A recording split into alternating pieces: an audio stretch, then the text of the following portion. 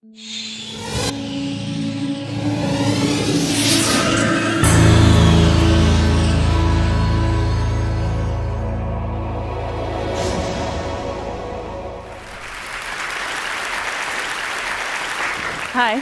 my name is Cameron Russell, and for the last little while, I've been a model, actually for 10 years. And I feel like there's an uncomfortable tension in the room right now because I should not have worn this dress. So luckily, I brought an outfit change. This is the first outfit change on the TED stage, so you guys are pretty lucky to witness it, I think.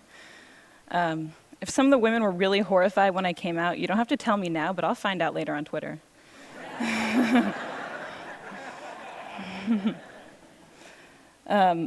I'd also note that I'm quite privileged to be able to transform what you think of me in a very brief 10 seconds. Not everybody gets to do that. These heels are very uncomfortable, so good thing I wasn't going to wear them. The worst part is putting this sweater over my head because that's when you all laugh at me, so don't do anything while it's over my head. All right. So why did I do that?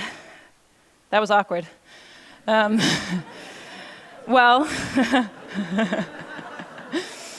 hopefully not as awkward as that picture. Image is powerful, but also image is superficial. I just totally transformed what you thought of me in 6 seconds. And in this picture, I had actually never had a boyfriend in real life. I was totally uncomfortable, and the photographer was telling me to arch my back and put my hand in that guy's hair. And of course, barring surgery, or the fake tan that I got 2 days ago for work, there's very little that we can do to transform how we look. And how we look, though it is superficial and immutable, has a huge impact on our lives. So today, for me, being fearless means being honest. And I am on this stage because I am a model. I'm on this stage because I am a pretty white woman. In my industry, we call that a sexy girl. And I'm going to answer the questions that people always ask me, but with an honest twist. So the first question is, how do you become a model? And I always just say, oh, I was scouted, but that means nothing. The real way that I became a model is I won a genetic lottery, and I am the recipient of a legacy.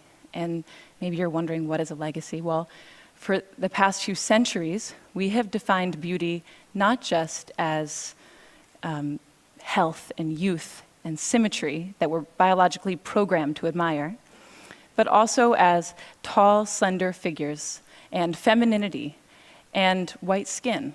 And this is a legacy that was built for me, and it's a legacy that I've been cashing out on. And I know there are people in the audience who are skeptical at this point, and maybe there are some fashionistas who are like, wait, Naomi, Tyra, Joan Smalls, Lu Wen, and first, I commend you on your model knowledge, very impressive. But unfortunately, I have to inform you that in 2007, a very inspired NYU PhD student counted all the models on the runway, every single one that was hired, and of the 677 models that were hired, only 27, or less than 4%, were non-white. The next question people always ask me is, can I be a model when I grow up? And the first answer is, I don't know, they don't put me in charge of that. But the second answer, and what I really want to say to these little girls, is why? You know, you can be anything. You could be the President of the United States, or the inventor of the next internet, or a ninja cardiothoracic surgeon poet, which would be awesome, because you'd be the first one. If after this amazing list, they still are like, no, Cameron, I want to be a model, well, then I say, be my boss, because I'm not in charge of anything, and you could be the editor-in-chief of American Vogue, or the CEO of H&M, or the next Stephen Meisel. Saying that you want to be a model when you grow up is akin to saying that you want to win the Powerball when you grow up. It's, you know, out of your control, and it's awesome, and it's not a career path. I will demonstrate for you now 10 years of accumulated model knowledge, because unlike cardiothoracic surgeons, it can just be distilled right into right now. So If the photographer is right there, and the light is right there like a nice HMI, and the client says, Cameron, we want a walking shot. Well, then this leg goes first, nice and long. This arm goes back, this arm goes forward, the head is at 3/4, and you just go back and forth. You just do that. And then you look back at your imaginary friends, 300, 400, 500 times. It will look something like this. Hopefully less awkward than that one in the middle. I don't know what happened there. Unfortunately, after you've gone to school and you have a resume and you've done a few jobs, you can't say anything anymore. So if you say you want to be the president of the United States, but your resume reads underwear model 10 years, people give you a funny look. The next question people always ask me is, do they retouch all the photos? And yeah, they pretty much retouch all the photos, but that is only a small component of what's happening. This picture is the very first picture that I ever took, and it's also the very first time that I had worn a bikini.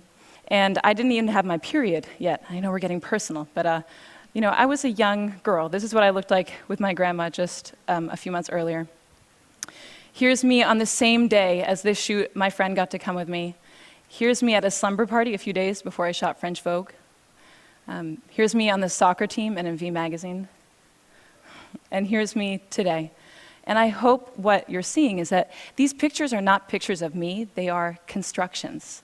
And they are constructions by a group of professionals, by hairstylists and makeup artists and photographers and stylists and all of their assistants and pre-production and post-production. And they build this, that's not me.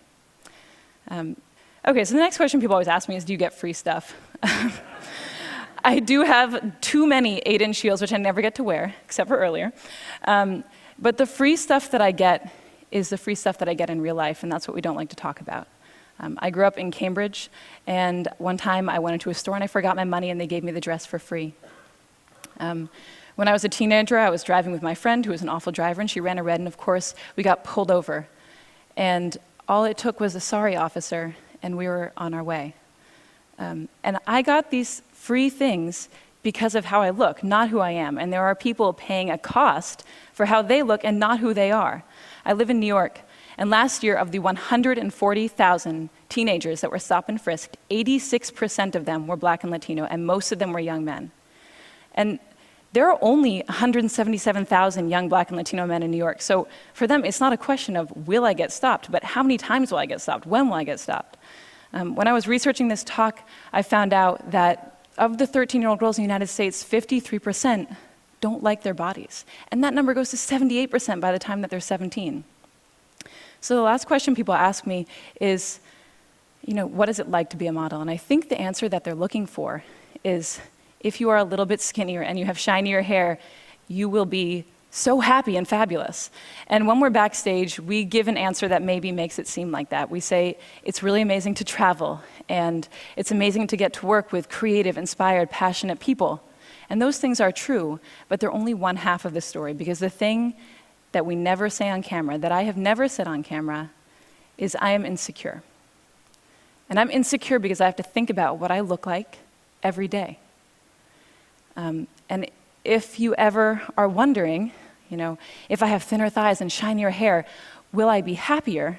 You just need to meet a group of models, because they have the thinnest thighs and the shiniest hair and the coolest clothes, and they're the most physically insecure women probably on the planet.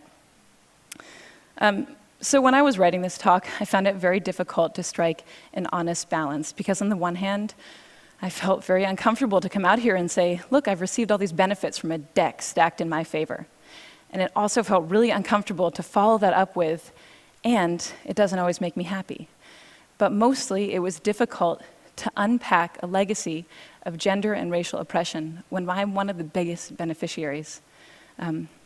But I'm also happy and honored to be up here, and I think that it's great I got to come, before 10 or 20 or 30 years had passed and I'd had more agency in my career.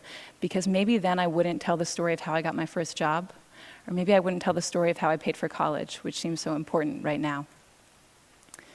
If there's a takeaway to this talk, I hope it's that we all feel more comfortable acknowledging the power of image in our perceived successes and our perceived failures. Okay, thank you.